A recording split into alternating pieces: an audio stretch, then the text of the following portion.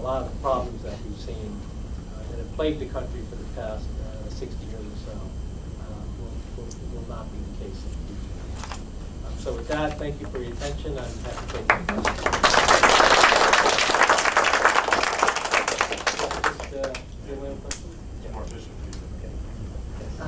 So when you mentioned Arab Can you Spring, introduce yourself first? oh sorry, my name is Marcus Wallace. I'm a student here at UH.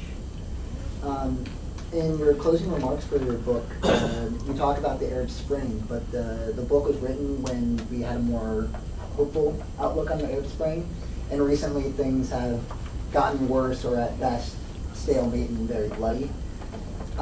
So you mentioned the cell phones and the internet, and many people found this to be like the golden egg to repressive regimes.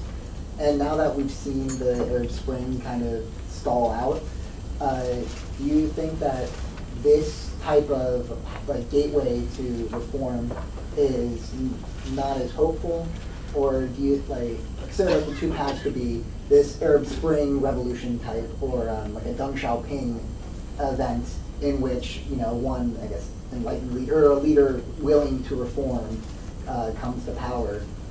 Do you think either of these is the more likely, the better, just the interplay between these two possible outcomes?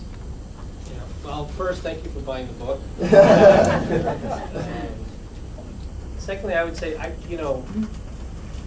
you've probably read that more recently than I have, so you could probably correct me. But I think when I talked about the Arab Spring in the book, and I talked about North Korea, it wasn't necessarily the argument that market cell phones and the internet would lead to democratic revolution. It was essentially the argument that these were variables that created, that helped to shake up the system. And I think, when I talk about these things in North Korea, I don't think that they will necessarily lead to democratic revolution.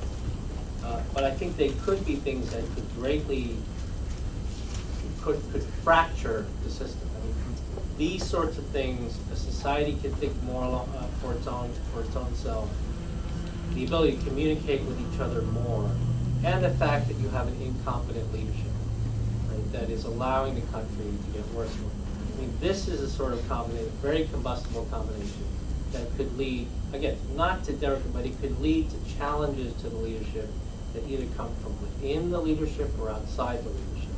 And that's sort of what I think could happen with this. Because everybody's, in international relations, all we do is we try to study change. We want to